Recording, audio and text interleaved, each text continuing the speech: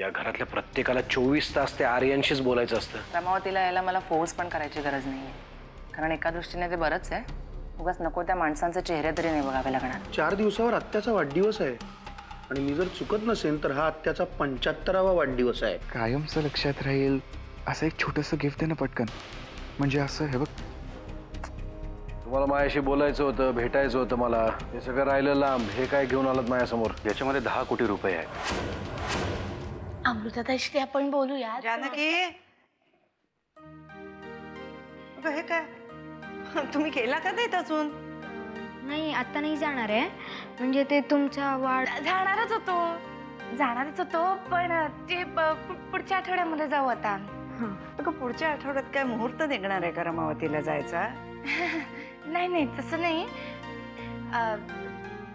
ते अचानक एकदम काम आठवलंय म्हणून थांबलो। हो ते बाई, खूप खूप खूप महत्वाचं काम आहे ते, तुम्हाला कळेलच लवकरात लवकर। महत्वाचं काम? काय ग, काय म्हणतोय हा? छे त्याच्याकडे काय लक्ष देता, तो काही पण बोलतो येडा। अगं मी आले होते वेगळंच सांगायला। तुला ते 10 कोटीचं कळलं का? हो कळलं मला। आता बाई तुम्ही आता बघा, आपल्या घरामध्ये कशा चांगल्याच गोष्टी घडतील ते। मुख्य म्हणजे त्या अहिल्याचं तोंड बंद झालं। उगीच परशुवर संशय घेत होती ग। कसला संशय? गणेश, मोठी माणसं बोलत असताना मध्ये मध्ये बोलायचं नाही। ते तुम्ही बोललात ना, फार बरं झालं आत्याबाई, फार चोमडा व्हायला लागलाय दिवसेंदिवस। बरं तुम्ही दोघं बसा भांडत, पण रमावतीला जायला त्याच्या आधी गावात सगळ्यांना कळवा बरं का, की किल्लेदारांची राजकुमारी येते म्हणून। आता किल्लेदारांची राजकुमारी कोण आहे? अरे वेड्या, तुझी अमृताताई आहे, दुसरं कोण? आणि मग ही कोण आहे? ही महाराणी आहे बाबा, महाराणी आहे। गण्या, तुझं सांगितलं होतं ना काही बोलू नको म्हणून, मग काही पोटात राहत नाही तुझ्या, कशाला बोलायला गेला? परत बोल असलं तर मारू नको। मारू नको? आता कशाला मारलंस? हट हट हट हट, मोठी महाराणी।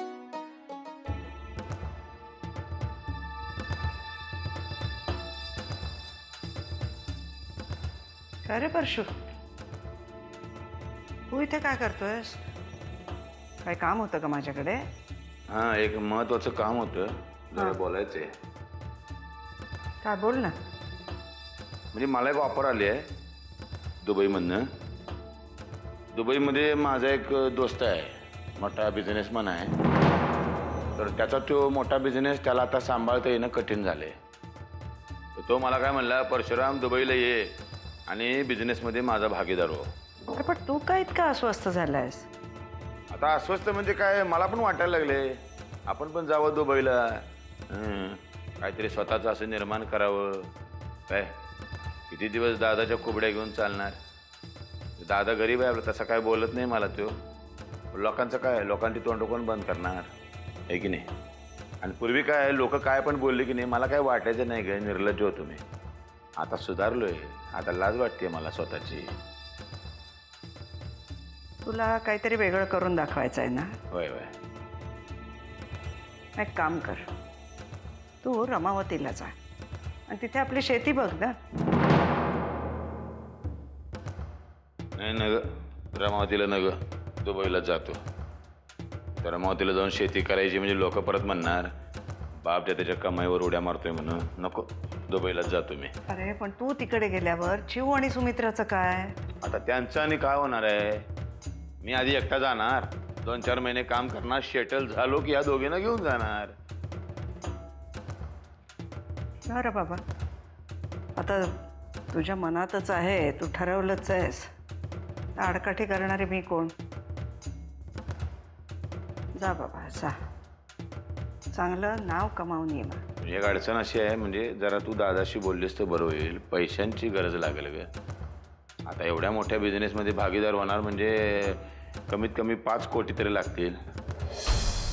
5 कोटी? होय। मला नाही वाटत नरसिंह देईल म्हणून। त्यातून तू विचारून बघ। मी?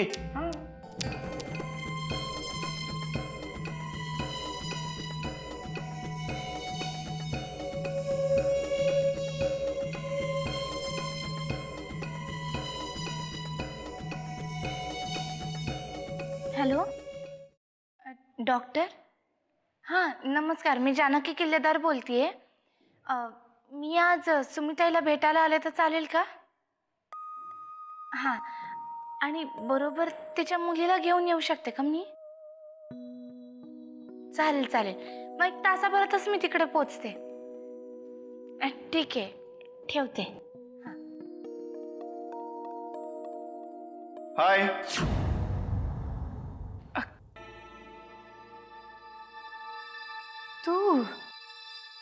तू कधी आलास? हा काय आत्ताच येतोय? हो का? बस ना, त्यासाठी पाणी आणते मी. जानकी, हे मला एक सांग, तू सतत अशी मखरात असल्यासारखी नटून असतेस का? म्हणजे? नाही म्हणजे ही अशी साडी, गळ्यात हे मंगळसूत्र, कपाळावर कुंकू. मला असंच राहायला आवडतं. तुला आवडतं की तू ज्यांच्या नावाचं कुंकू लावतेस त्यांना? हरियन, त्यांनी माझ्यावर कधीच अशी जबरदस्ती केली नाहीये. मग जानकी, मला सांग की तू सतत नाही अशी टेन्शन मध्ये का असतेस? जरा हसत जा ना. सुरुवातीला मला भेटली होतीस तेव्हा किती हसरी होतीस.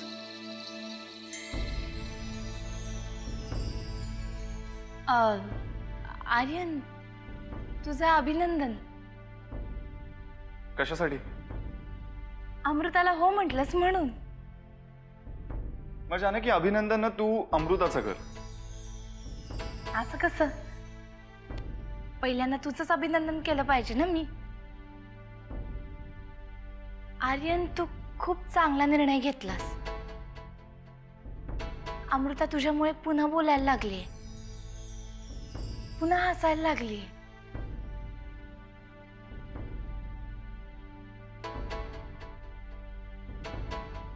खरं सांगू जानकी, मी अमृताला होकार तुझ्यामुळे दिलाय. जानकी, प्रेम या शब्दाचा अर्थ तुला भेटल्यावरच कळलाय मला. म्हणजे लग्नानंतरही प्रेम होऊ शकतं हे कळलंय मला तुझ्याकडून. हे बरं, मी तुला हे असं अगतुगं करतोय, चालतंय ना? नाहीतर मला सांग, काय म्हणू तुला? मी सासूबाई म्हणू तुला? सासूबाई? नाही, अमृता मला जानकी म्हणते, तू पण जानकीच म्हण. मी त्यासाठी कॉफी आणते. हा,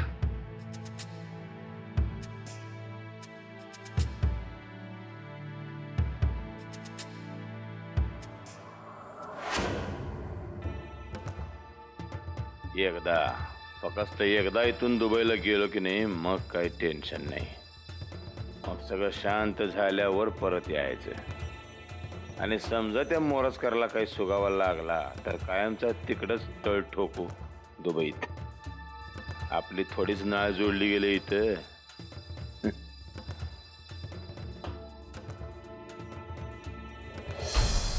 मग काय भाऊजी, पासपोर्ट तयार झाला का? नाही म्हटलं, दुबई हा वेगळा देश आहे, रमावती शेजारचं खेडं नाही. कळलं ना? काय ना वहिनी, घरामध्ये सुकड किंवा बोंबील भाजायला लागले की नाही, गावातल्या कुत्र्या मांजऱ्यांना पहिल्यांदा वास येतोय त्याचा. तसं झालंय तुमचं. माझा सोडा हो, आधी तुमचा विचार करा. खिशात तिकिटाचे पैसे तरी आहेत का? आणि समजा नसले तर का तुम्ही देणार आहेत होय? मागितले असते तर मिळाले पण असते. पण तुम्ही चुकीच्या माणसासमोर हात पसरला. अहो भाऊजी, चाव्या माझ्या कमरेला आहेत, त्यामुळे तुम्ही मला विचारायचं ना. आता तोंडाचा पट्टा चालूच ठेवलाय तर जरा आमच्या फायद्याचं पण काहीतरी बोला. पण त्याआधी तुम्ही मला एक सांगा, तुमचा असा कुठला मित्र आहे हो जो तुम्हाला धंद्यात पार्टनर म्हणून घेतोय? काय माझी मुलाखत घेत आहे? नाही, परीक्षा घेते. आणि जर का तुम्ही त्या परीक्षेत पास झालात तरच तुम्हाला पैसे मिळतील. कशाला एवढे चौकशा चालवल्या तुम्ही? अहो, कारण मी असं ऐकलंय की आपल्या देशात गुन्हे करून सगळे गुन्हेगार दुबईला पळून जातात.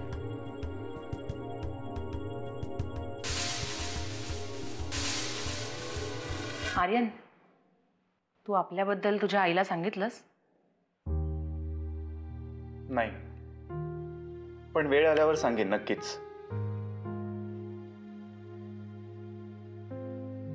तुला काय वाटतं रे, त्या ऍक्सेप्ट करतील? नाही, माझी आईही ऍक्सेप्ट करणार नाही आणि तुझे बाबाही ऍक्सेप्ट करणार नाहीत. पण अमृता, तू काळजी करू नकोस. त्या दोघांना समजवण्याची जबाबदारी माझी.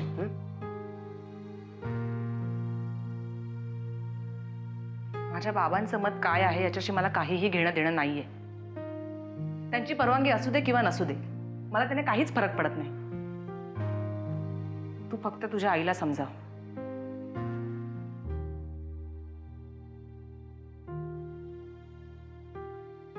अमृता, माझी आई मला नाही कधीच म्हणणार नाही.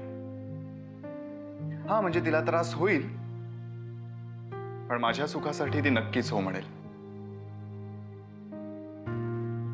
तुला एक सांगू अमृता, तूही तुझ्या बाबांबद्दल असं बोलू नकोस.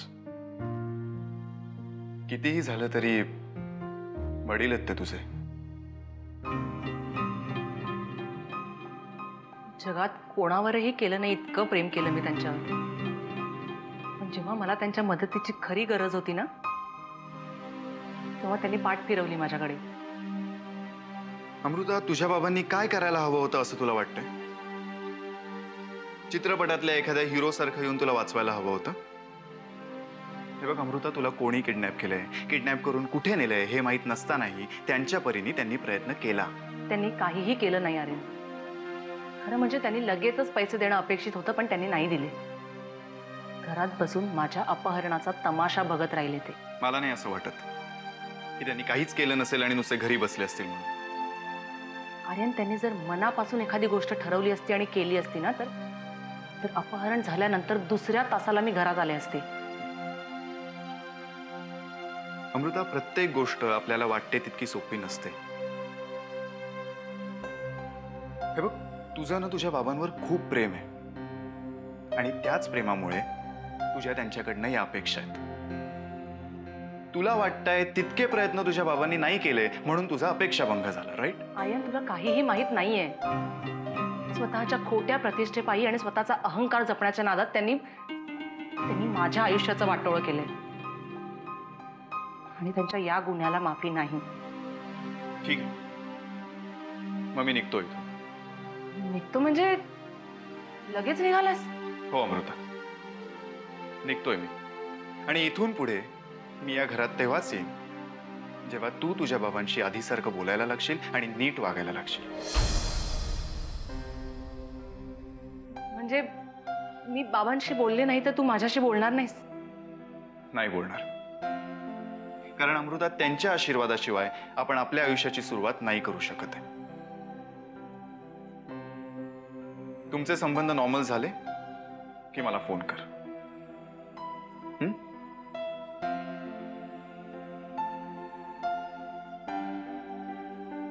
आर्यन,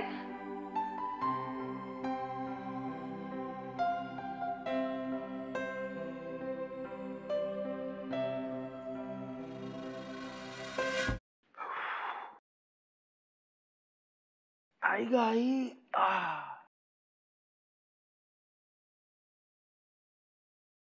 अहिल्या, तू म्हणत होतीस तेच बरोबर आहे. वकिली हा माझा पेशाच नाहीये. काय भयंकर विचित्र केसेस येतात ग कोर्टात. मुलांनी वडिलांना रस्त्यात मारलं, पैशासाठी भावानी भावाचा खून केला, कोणी कोणाला जाळतंय. शी, काही नाही ग. एकीकडे आपण ग्लोबलायझेशन अशा गप्पा मारायच्या आणि दुसरीकडे आपला समाज तसाच बुरसटलेला कोत्या मनोवृत्तीचा. तुमचं काय चाललंय? बरे आहात ना तुम्ही? आल्या आल्या एकदम काही बोलायला लागलात. परिणाम झालेला आहे माझ्या डोक्यावर, खरंच सांगतो. हे समाजात बाहेर जे काही चालतं ना ते नाही झेपत मला खरंच. समाजाचं दुःख बाजूला राहू द्या, आधी आपल्या घरात काय चाललंय ना त्याचा विचार करा. तुमचे सावत्र बंधू दुबईला जायला निघाले का अचानक? कोणाबरोबर तरी पार्टनरशिपमध्ये धंदा करायचा आहे. 5 कोटी मागत होते आत्याबाईंकडे. आधीच डोक्याचा भुगा झालाय दिवसभर, त्यात आता हे काहीतरी नवीन पिल्लू. का चाललाय परशू दुबईला? तुम्हीच जरा विचार करा ना. वकील आहात, गुन्हेगारी प्रवृत्तीच्या लोकांच्या खाचाखोचा तुम्हाला कळत असतीलच ना. आता नको ना टॉन्ट मारूस, आणि वकिली भाषेतच तुला उत्तर द्यायचं ना. तर परशूबद्दल तुझ्याकडे काहीही पुरावे नसताना त्याच्यावर असे आरोप करू नकोस. घ्या आता पुरावे कसले पाहिजेत? साधं लॉजिक आहे. सकाळी मोराजकर येऊन चौकशी करून गेले आणि लगेच दुपारी परशू भाऊजी दुबईला जायला कसे निघाले? त्यांना हे डोहाळे कसे लागले? आता यातच काय ते समजून घ्या.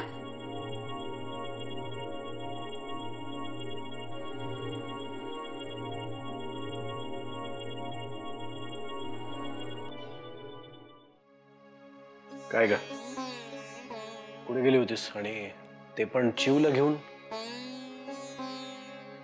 सुमिताईला भेटायला गेले होते आणि आज डॉक्टरांची परवानगी काढून चिवला पण बरोबर नेलं होतं. कशी आहे आता सुमित्रा? तिला कधीच काहीच झालं नव्हतं, पण आता तिकडे राहून आणखी एकलकोंडी झाली. चिवला बघून काही म्हणाली? काही नाही बोलली. चिवला जवळ सुद्धा नाही घेतलं तिने. फक्त तिच्याकडे पाहून डोळ्यातून पाणी येत होतं, बस.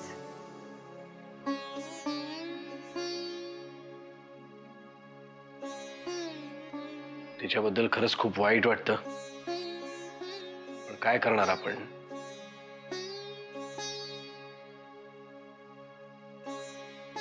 आपण एक नक्की करू शकतो.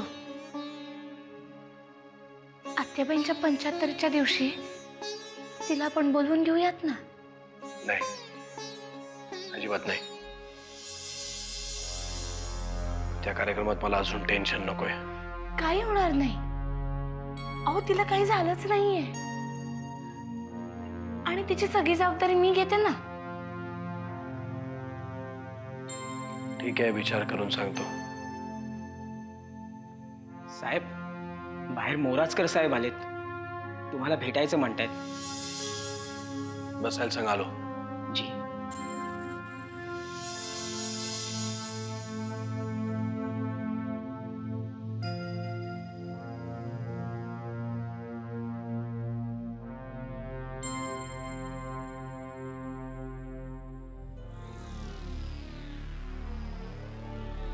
एकटे चालत? मला वाटलं सकाळी पैसे घेऊन आलात, आता प्रमुख सूत्रधाराला घेऊन आला असाल. काळजी करू नका सर. काय, हा उंदरा मांजराचा खेळ लवकरच संपेल. कारण इंदुलकरच्या खोलीत आम्हाला जी सिम कार्ड मिळाली आहेत त्याच्यावरनं खूप महत्वाचे धागेदोरे हाती लागलेत. वाट कसली पाहताय सांगा ना. त्यासाठीच मी आलोय. परशू शेठ जर घरात असतील तर त्यांना बोलवता येईल का? परशू का? कारण आता ते इथे असणं जास्त गरजेचं आहे.